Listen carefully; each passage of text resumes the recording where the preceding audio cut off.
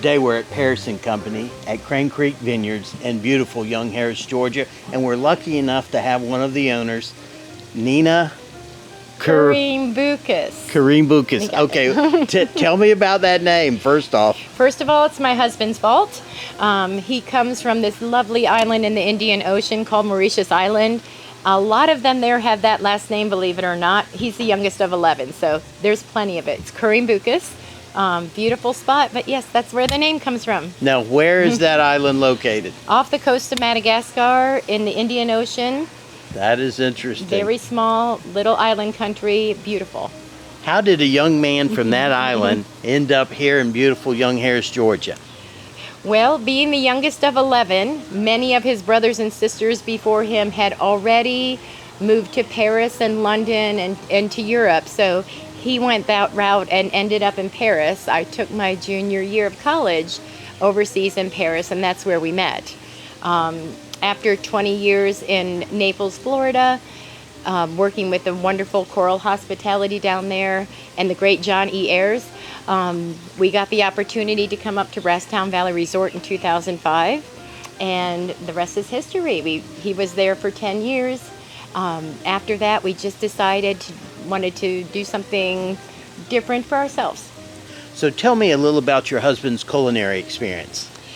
Well, he has always had a knack for that. He grew up in a large family. Cooking has always just had this special skill. I mean, you can learn things, but there's just something magical about Sid's culinary ways, especially when it comes to fine dining and these cuts of meat that I would not know what to do with, that he just has a knack for. So he was fortunate enough after France to, we landed in Naples, Florida, and just had the most amazing tutors and chefs along the way. So pretty much he just started as an apprentice there, and with experience and these wonderful mentors, he just honed his skill. Very good. So Edgewater Beach Hotel in Naples, Florida, then to a freestanding restaurant in Marco Island, which was his first executive chef job, to golf clubs, and then eventually up to Brasstown Valley Resort. Now you mentioned in Callaway.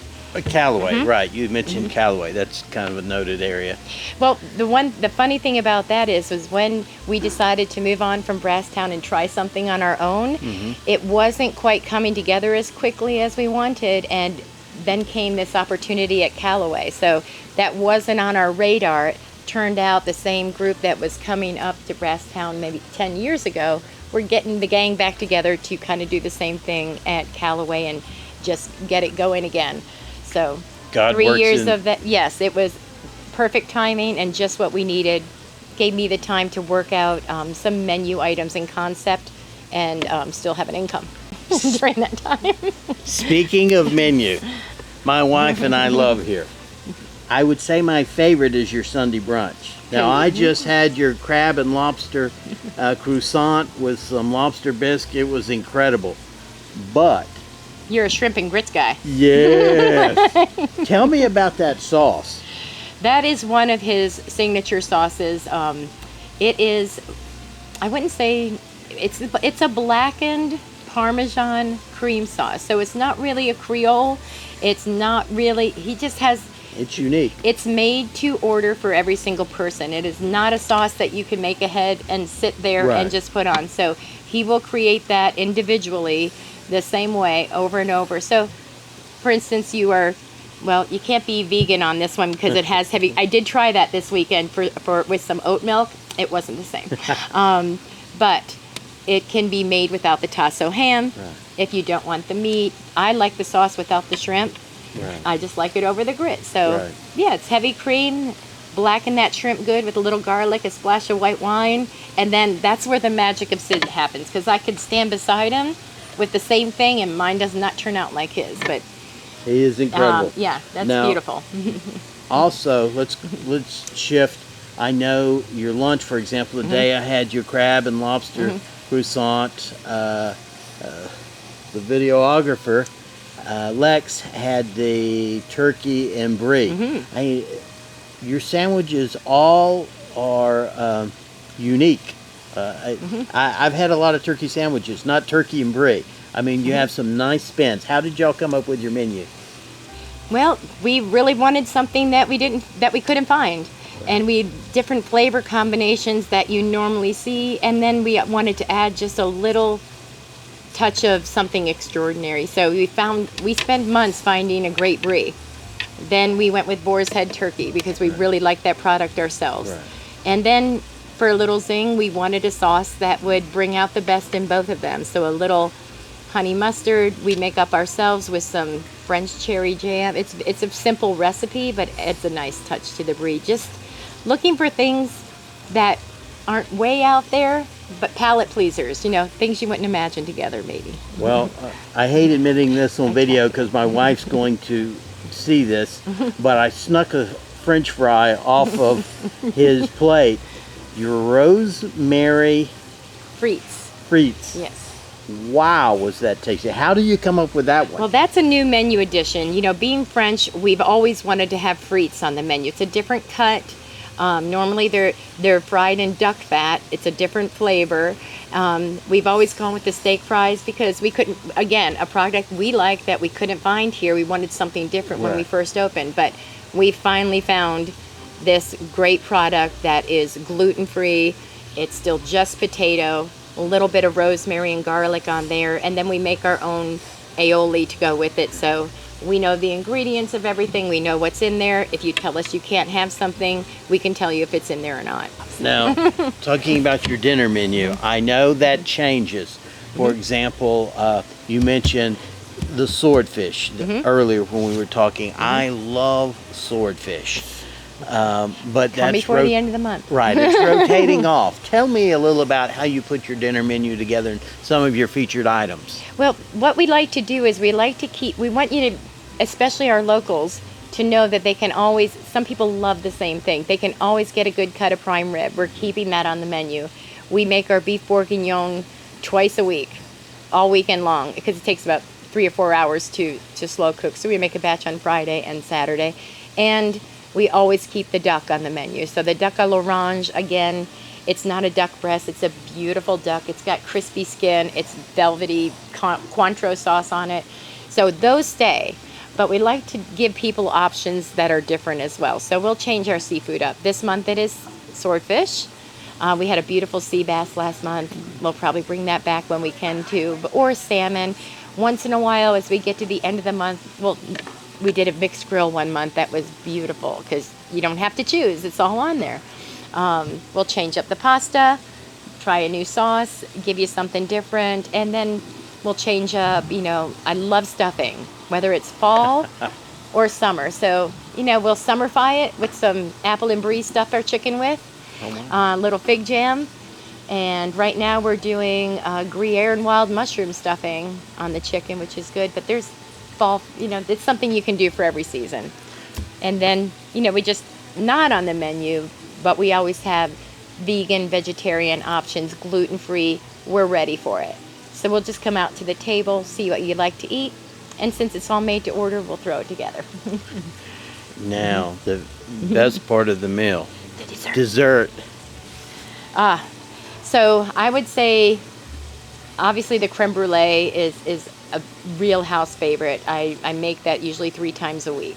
Little Grand Marnier in there just gives it something very special. I always make a house bread pudding. We're doing apple pie bread pudding this month with a salted caramel, but we'll change that up. That seems to be the favorite though, the apple pie version of that. We're now partnering with another local business, Cakes by Melissa in Blairsville. Beautiful cakes and desserts coming out of there. So the things that I can't do myself, and we don't want to use a pre-made frozen product here, so that allows us to get some more great desserts that we may not have the time or the space to make or the expertise that Melissa has. So I'm really proud to feature her cakes now.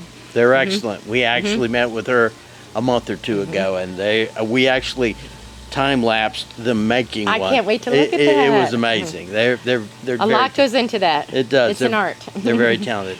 Tell me a little about your catering services.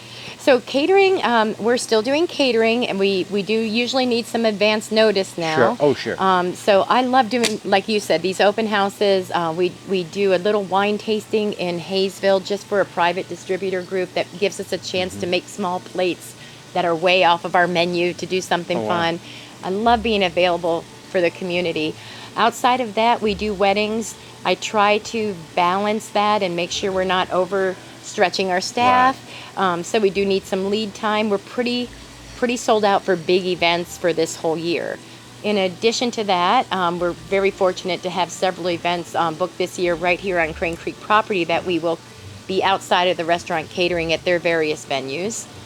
And small catering every week, like Fridays, we cater to ourselves right down at the tasting room with some small plates and live music. So we are building our staff in that department. I just hired a catering director, so hopefully as we move forward, we can continue to meet the demand out there with our small space here. I'm glad you mentioned staff. I've eaten here for Sunday brunch. I've eaten here for lunch. I've eaten here with my wife several times for dinner. The staff, they're always, I mean, it's like a labor of love. They genuinely care. They can are tell. really invested. We have the most wonderful people. When we talk about someone who wants to work with us or we want to work with, it really is more about what do you want your day to be like. You're going to spend a lot of time here, so we want you to be happy. Sure. We know you have outside responsibilities, and we just try to keep that communication open. They love our guests. Right. They love the food, and so far we've just been really blessed. Wonderful staff, and I think that does show to our customers. It does. And it's good for them too.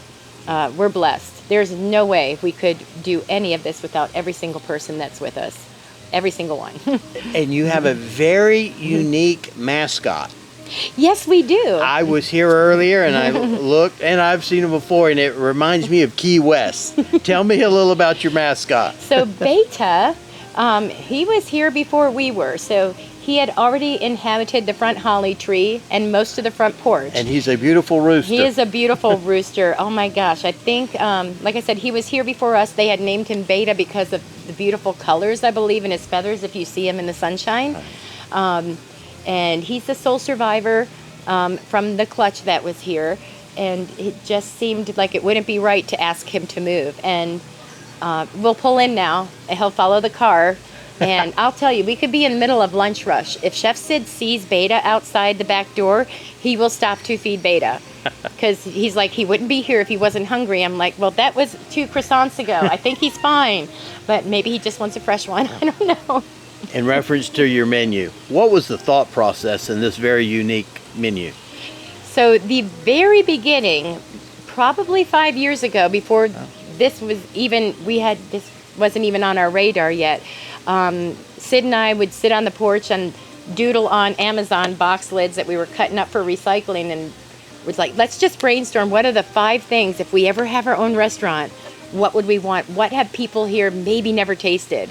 Or just not had it recently, or anything. So we did. We had a little cardboard menu that said the croque monsieur and a croque madame. We really want to do crepes. We'll get there eventually. There's a skill set there that we need to work on, but it was just, what can't we find here? And if we can, we just didn't want to. Let's not buy food and resell it. Right. We wanted to make food, and we wanted to make it for people to really enjoy and experience and fellowship around. That might be a little of the Italian in me, but it's usually more of an adventure and an experience combined with good food and beverages. And so, yeah, we thought of it on our porch, and we spent months and months. I don't know how many quiches I made. I don't even remember how many breads we tried with the croque monsieur before we actually said, this will work. Very good. Really proud of our quiche. You'll have to, if you can hold back from the shrimp and grits on one Sunday brunch, you try a quiche. Or lunch. I eat your quiches at your catering. Oh, that's right. You have had it. Okay, I forgot about that. No. Well, that was, having a deep dish quiche was one of my personal goals, to figure out how to get that not to fall and to give it a beautiful plate presentation. You're not just a frozen little Rough. thing. But yeah, we want everybody to be able to see that their food is made for them. Yeah, it's excellent. And we're not just food service. We wanted to serve food, Right. and we wanted to make it. And that's part of the fun. That's the journey. That's the passion, is creating things and trying new flavors and watching people enjoy them. Cracking up if something doesn't quite work out the way you think. But those stay in the back. We eat that. I understand. This has been a lot of fun. I really been fun, appreciate you having us out here at Paris and Company at Crane Creek Vineyards. This was special. I had a lot of fun. I did too. Thank you, Rick. And thanks for what you're doing to get the word out to the community about all these wonderful places. There's so many great places to go. We live in a blessed area. We do. Thanks so much for your time. Thank you.